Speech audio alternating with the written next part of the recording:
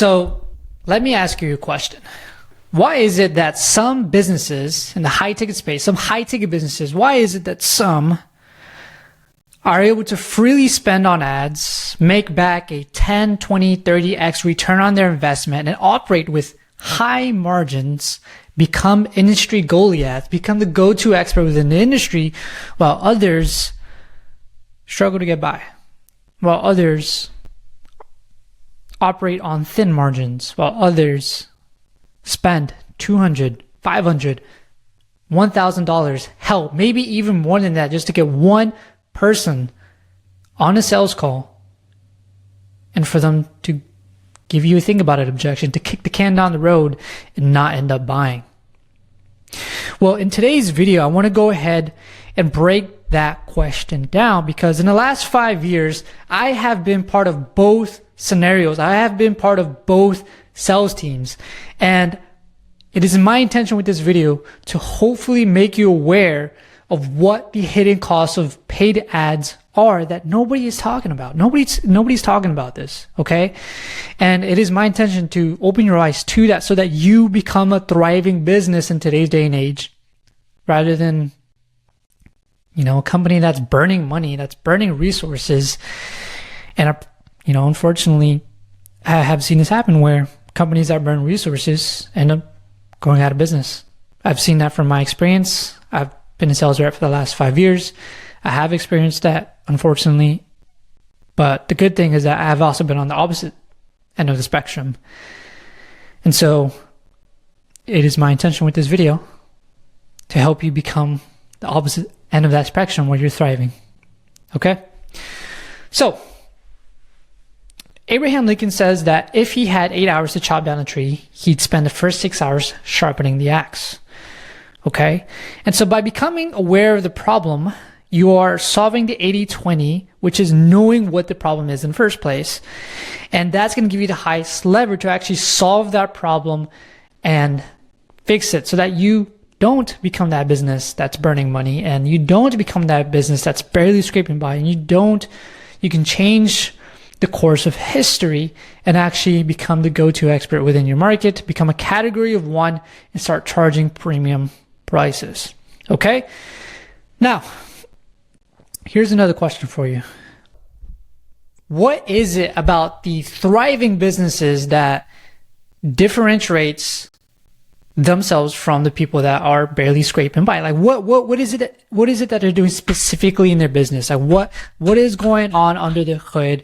What are they actually doing? What's the difference? What's the discrepancy? What's going on here, right? That's the main question you should be asking yourself right now. And I asked myself that question not too long ago. And so what I did was I sat down, looked back at all my previous experiences with these different variety of brands and companies. I talked to the founders, I talked to the marketing team, I talked to the salespeople, and I compiled the answer. I think everybody seemed to say the same thing. I analyzed it, I saw a pattern, and this is exactly what they're doing.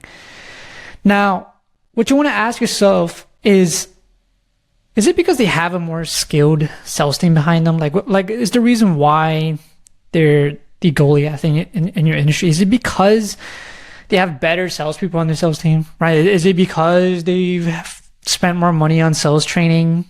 Like, no, that's not really it. Like, that can help, sure, but that's not only is that difficult to do, to improve sales skill, not just for yourself, but for an entire sales force. I mean, fuck, dude.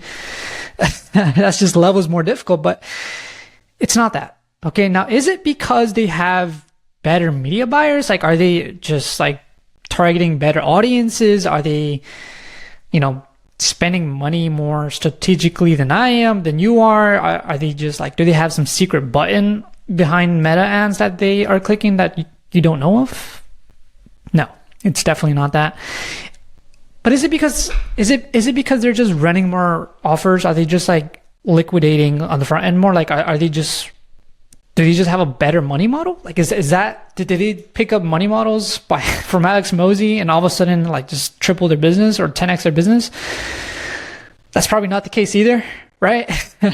Although that's, again, very helpful, very important, that's not why they're the Goliath of their business, of their industry.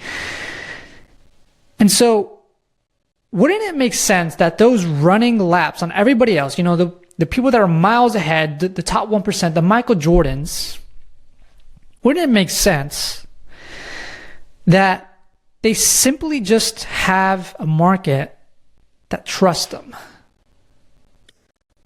That their prospects trust them more than they do everybody else. Wouldn't that make sense? Like, think about it. If every lead has a burning problem, right? So here's a thought experiment, right? If every lead has a burning problem that they want solved, they know that they have a problem, right? They have gone through your lead form, right? They've put in their contact information. They've given you their phone number, their email. They have told you, hey man, I have a problem. They show up to the sales call to talk to a stranger, right? They've done all these different things. If someone has done that, then why aren't they buying? Right? That's pretty loaded question right there, right? But it quite simply is just because they don't trust you, right? They don't trust the sales rep, and they don't trust the company offering them the solution. It's either one or all of these. Okay, and at least not, they don't trust you enough to the extent of consistently having 15-minute sales calls that pay in full, that pay you in full, right? So there's a difference between being on a sales call for 45, 60, 90 minutes, battling objections, trying to get them over the line, you know, pulling your hair out for them to give you, you know, a third of the payment plan up front, right? Compared to having a 15-minute sales call that has no objections, that gives you a paid in full up front, has nothing to say, and just, you know, tells you like, okay, when can we start? Those are different prospects. Those are different leads. And here's what I noticed in my 5 years of being a sales rep for both good, bad, and medium offers, okay? And that is that every lead is different. Some are hot and ready to buy, but the reality is that 90% of them are not. And they require a lot more educating. They require a lot more trust building, a lot more pre-selling before they actually ever get on a sales call in the first place. Okay, because like right now, you may be getting the 10% laydowns, but you know, the rest require a hell of a lot more work to get over the line. That's just how it is. That's just math. That's how it is. That's the game. Okay, so and if that's true, then wouldn't it be wise to try and increase this 10% to as much as you possibly can? Obviously. Right, and maybe you are trying to, but again, it is my intention with this video to open your eyes that you might be focusing on the wrong things, and it is my intention to hopefully shed some light upon you so that you can focus on the right thing, okay? And right now, it is more difficult to sell lead, and you're only getting 10% of laydown, 10% of leads to be laydowns, because when leads have been exposed to nothing but ads, and maybe a few generic videos before hopping on a sales call, what ends up happening is something that I coined as a trust deficit disorder. Okay, and I created this term to help clarify what is going on here. And a trust deficit disorder is the systematic failure where prospects enter your funnel without understanding your value or being mentally prepared to invest, leading to low show rates, wishy-washy prospects, and a ton of objections, not just money objections, right? They give you, think about it. They need to talk to their wife. They need to talk to their accountant. They need to talk to their dog. They need to talk to God. Well, whoever they always need to talk to somebody, right? And that's just because they're simply low intent leads. Okay? And so what does that mean? Like what is intent? Like what is a low intent lead? Like what does that mean, Oscar? Okay, so let me go ahead and break this down for you. You can define lead intent by answering these questions. Okay? And that is, so Number one, does this person have a tangible problem that I can solve? So do they know they have a problem? And do they know they have a problem?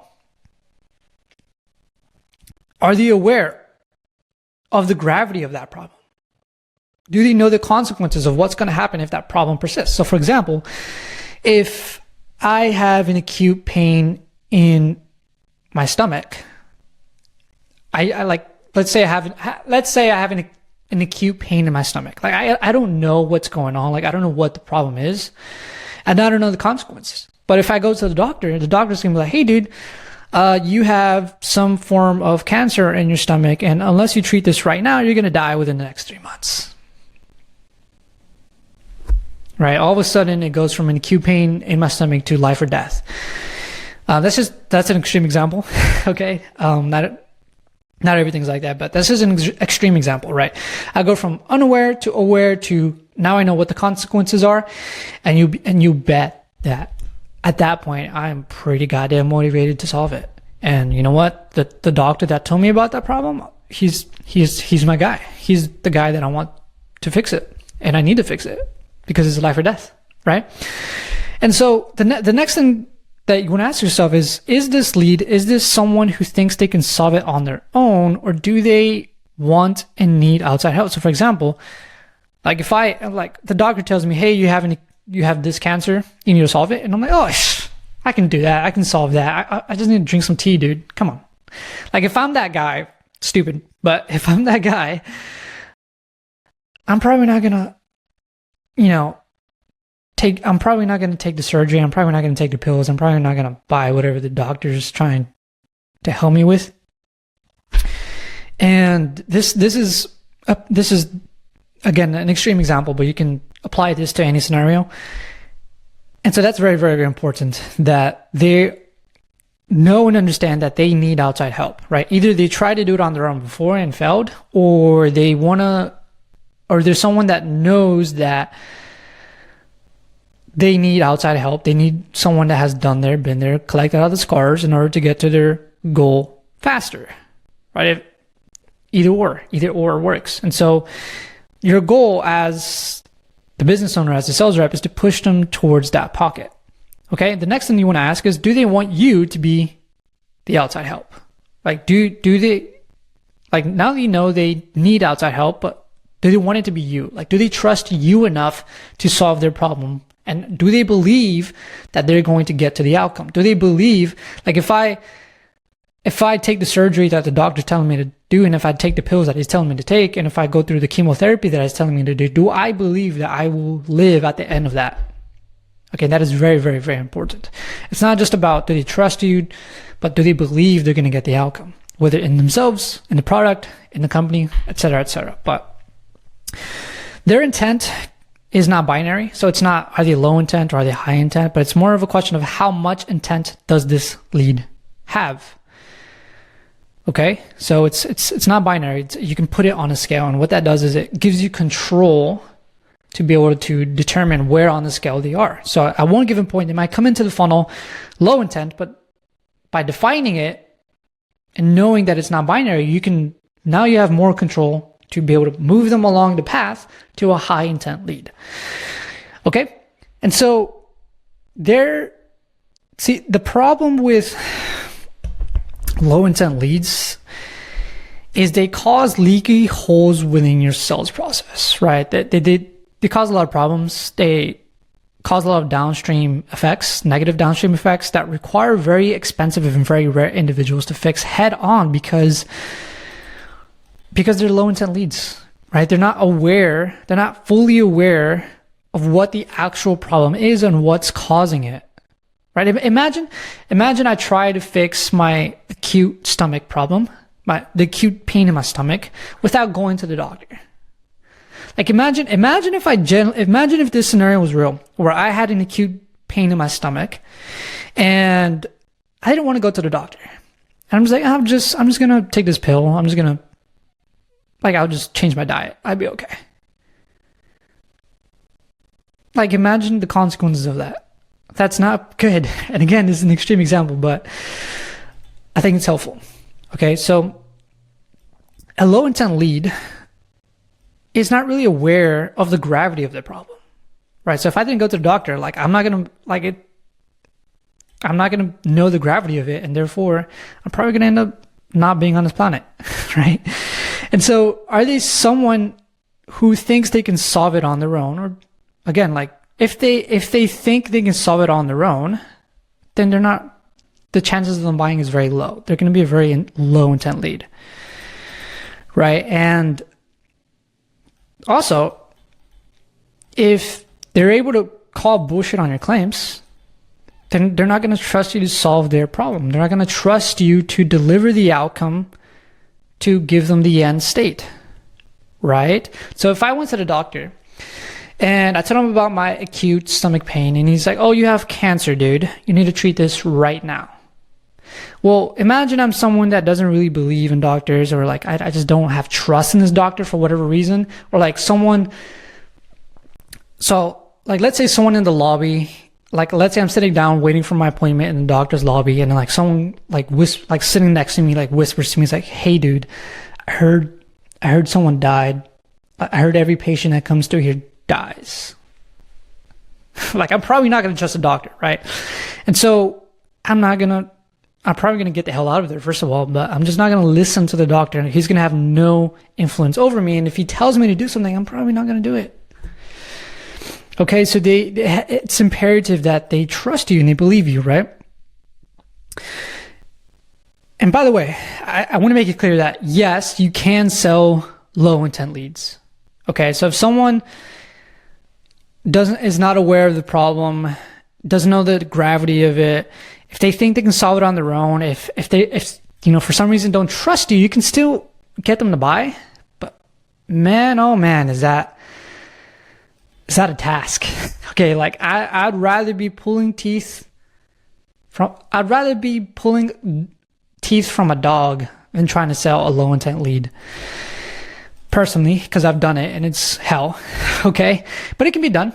It can definitely be done, right? Most marketers, they refer to this as the 3% of the market. So if you're selling to a cold audience, it's custom, it's practical knowledge. It's very well known that your maximum you can probably get 3% of that market. So from lead to close, if you're selling to a cold audience, you could probably get 3% max. But it just takes way longer, costs more money, takes more time and effort. And at the end of it, you end up getting the least the least amount of outputs, the least potential of outputs. Basically, you're selling, they're probably going to end up buying your cheaper product rather than paying in full your most expensive one, right? So that's not that valuable to a business. And so for me personally, I don't know about you, but I'd rather, if I'm going to build a business, I want to do it in the most efficient way possible and maximize every aspect of that business.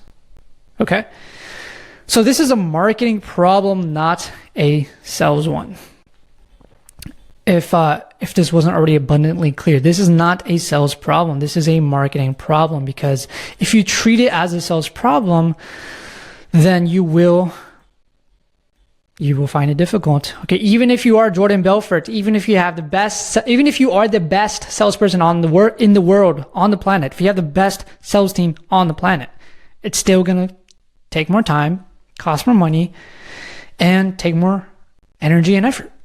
Okay, that's just the way it is. So I would rather treat this as a marketing problem and get the same outcome, maybe even a better outcome, for less effort and less resources required. Okay, if the job of a business owner, if the job of a CEO is to properly allocate resources,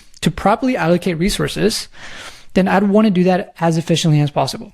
Okay, I wouldn't want to waste them. I wouldn't want to be one of those businesses that is just burning through money that I have seen that I'm not going to name, which, by the way, you might not even know of because they don't exist anymore. Okay, so where was I? Yeah, so this is a marketing problem, not a sales problem. And the core concept, the core idea that I want to get across here, which is the hidden cost of paid ads, is that over time, the cost to acquire is always going up. Okay. So you have to remember that Meta ads, Google ads, any advertising platform, it's an auction. Okay. And every single day, every single week, every single month, there is more and more businesses going into these platforms and advertising the same products, advertising the same products to the same people. And so what that means is the cost to acquire, the cost to lead, the cost to book a call, the cost to overall acquire is going to always go up. It's going to get more and more expensive. And so what that's going to do is it's going to make it more and more difficult to win at the advertising level. And it's going to thin your margins. It's going to inherently make you less overall net profit. You will make less net profit over time, more and more and more. You'll make more and more less profit over time. You'll make less and less profit over time. Bit of a tongue twister there. And you have to consider that the more you advertise, the more you're exhausting an audience. So let's say I was in your DMs, which I might be, by the way. So anyways, let's say I was in your DMs and every single day I am pitching you something and I am telling you to sign up for my service, or I'm trying to sell you this product. Even if it's the best product in the world, the more I do that, the more annoyed that you will be.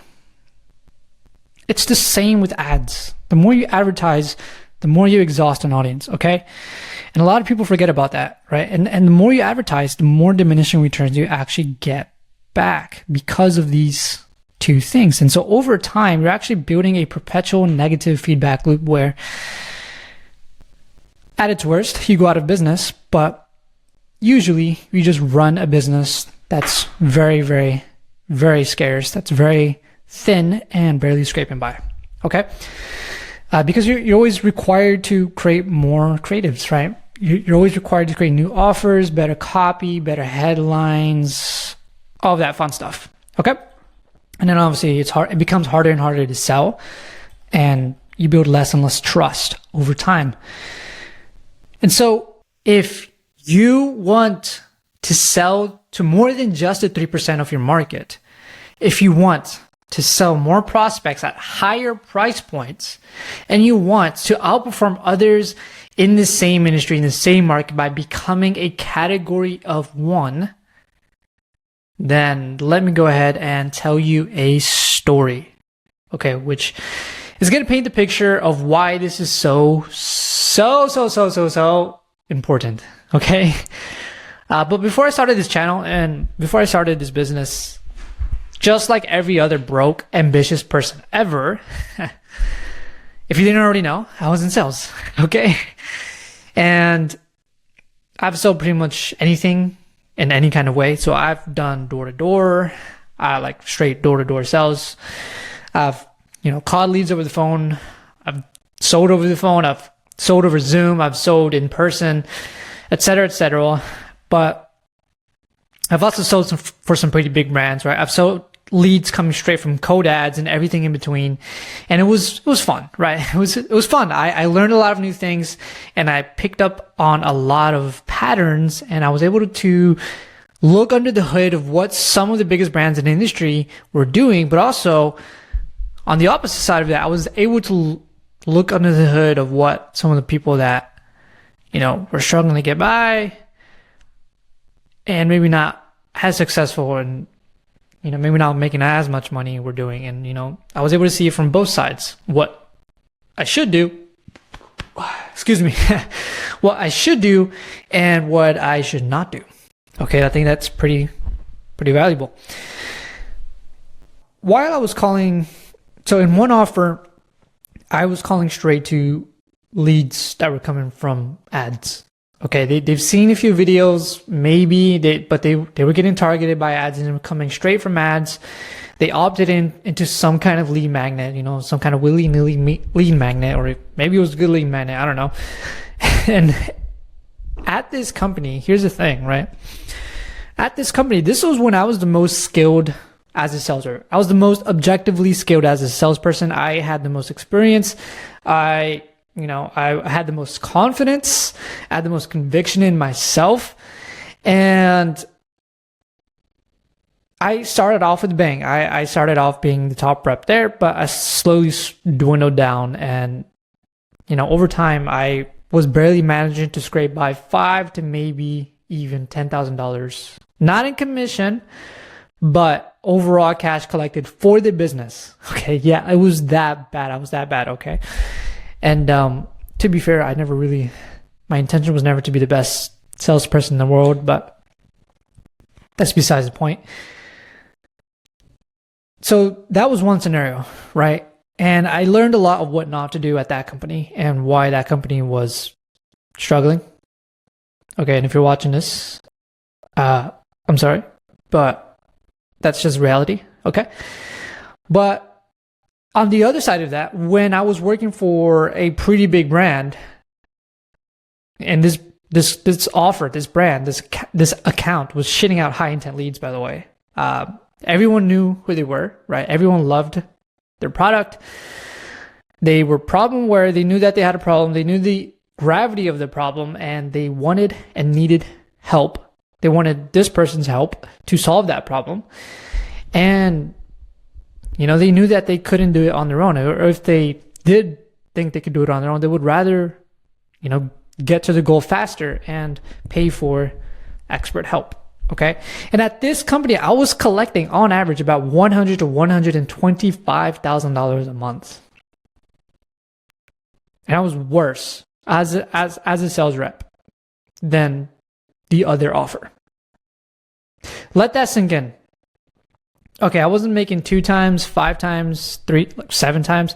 I was making 10 times more than before. Okay, and obviously this is just, focused on me and what I did for the business. But I'll tell you right now, I'm doing this on purpose. I only want to talk about myself because out of respect for others. But this small snippet pretty much communicates the majority of what was going on within these businesses. Okay, so at this company, it was normal for reps to bring in this kind of return, right? So if you're a business owner and you're, putting in $5,000, $10,000, $25,000 into a sales rep, and for them to produce 125 back, that's not a bad return. I've seen worse, right? It's better than nothing, right?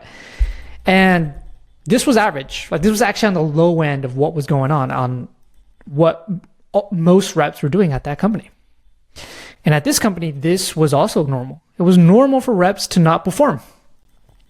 And I say this to say that this is the difference between selling to low intent leads and selling to high intent leads. It's not a marginal difference. It's a 10x difference. And if you're a business owner, right? Not just any business owner, but if you're a smart business owner, if you're a good business owner, if you're a responsible business owner, then you understand how important this is. You understand how important building the right company culture is, especially for your sales team, right? And I say company culture because at this company, I wasn't the only one that, I didn't like my job there. I wasn't the only one, okay? Reps talk to each other. I wasn't the only one. And at this company, I was having fun. Okay, I was honored. I was excited. I wanted to put in 12, 14, sometimes even 16 hours a day of work because I was working for something bigger than myself. And that is the power of a brand. That is the power of building this right, of doing this right. Okay? And I think that this is one of the reasons why the industry turnover is not good. Okay, like I don't have the exact data on this, but I'm pretty sure it's not good. For sales reps at high ticket online businesses, the turnover is probably really, really high. And that's because most offers suck. Most offers rely on low intent leads. and not enough high intent leads. Most offers have a culture that require you to pull teeth from a dog in order to just barely collect, $2,000, $500, $2,000, $3,000, $5,000 up front, right? That's not a lot of money. That's not high ticket. Okay. Like the real players know that that's not a lot. And if me, one lousy sales rep was thinking like that, how do you think the entire sales team was thinking, right? How do you think it affected their behavior in the long term? That's why at some companies, it seems like they have lousy reps, or it seems that they have a lousy culture. But the reality is that comes back to the business owner, that comes back to the entrepreneur, because it is our job as the entrepreneur of the business to maximize every aspect of the business. That includes culture, right? You are a leader. You are the person at the head of the helm. And if your sales team is not performing, that is your responsibility. It may not be your fault. It may be your fault. Probably is, but that is your responsibility. Okay?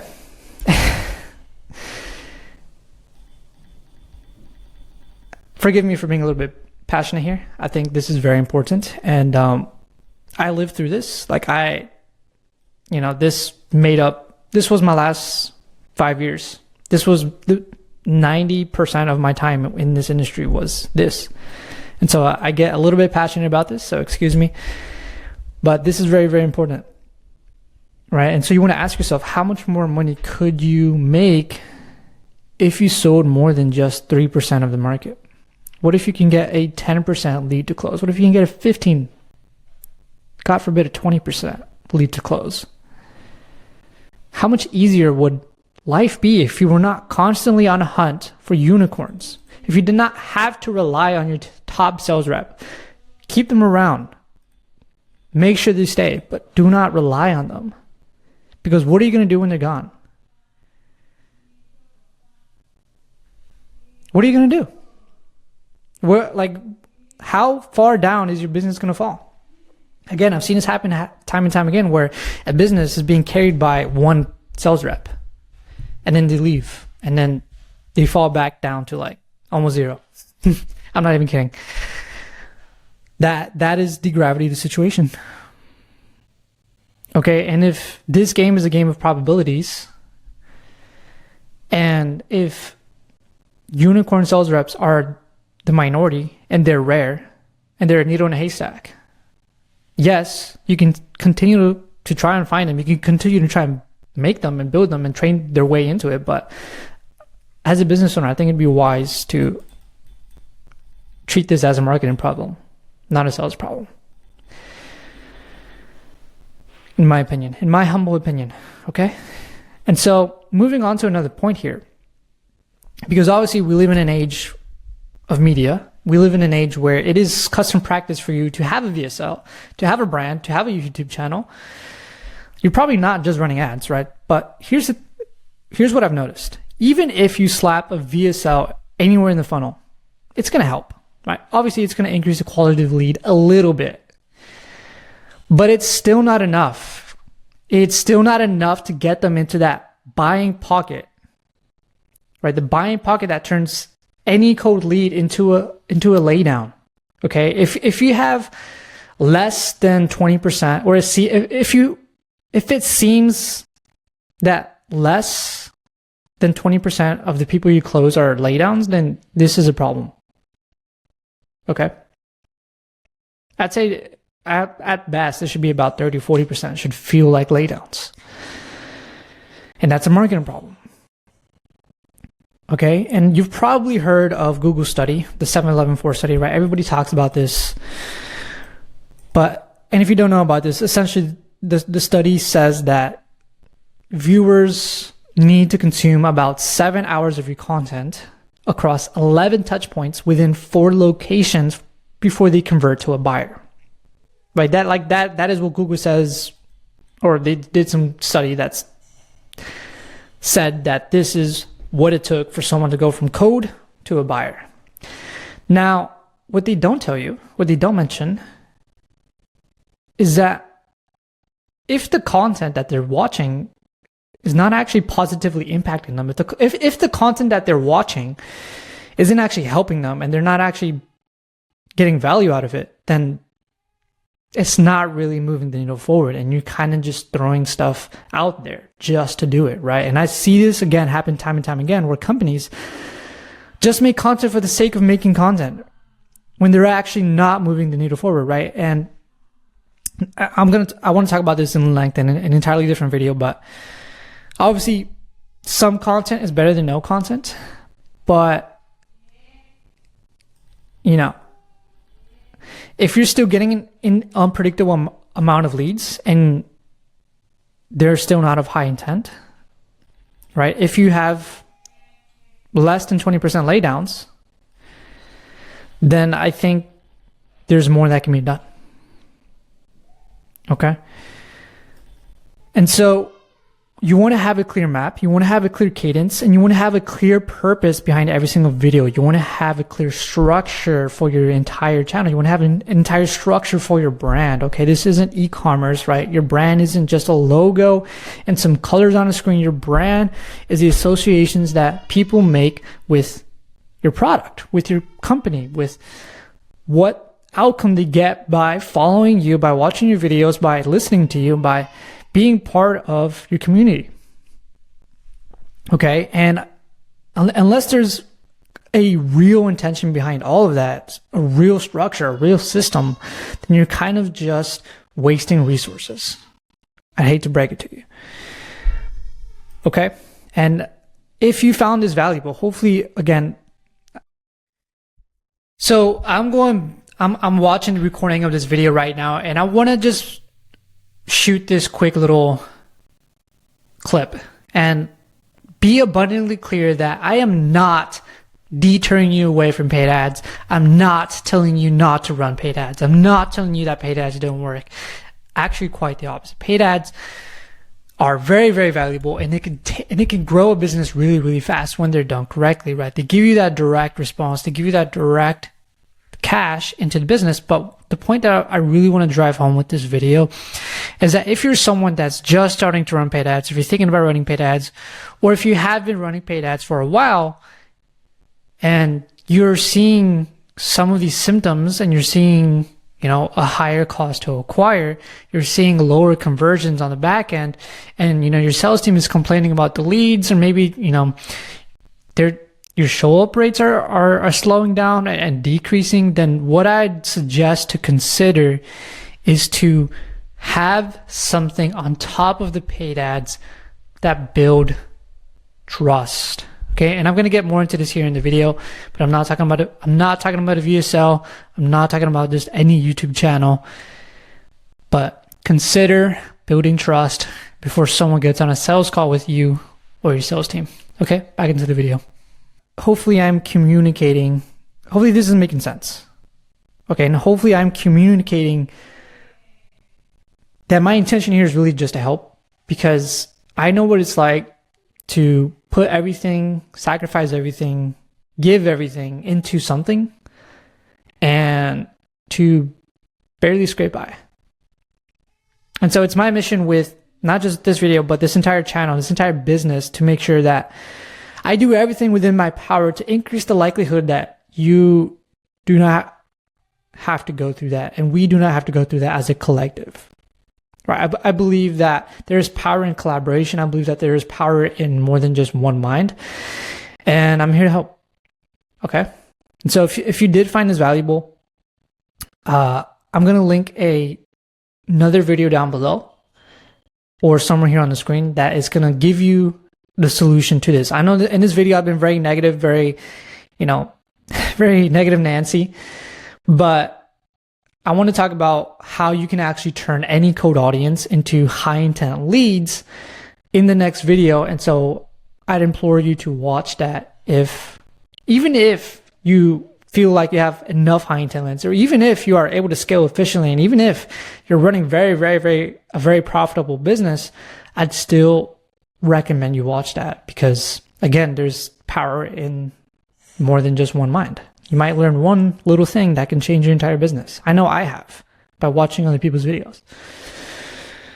So I'll link that video down below. Or if you just didn't find any value in this, please let me know. Again, I'm human.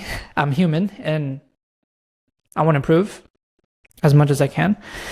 I know I'm not perfect, but I'll see you there.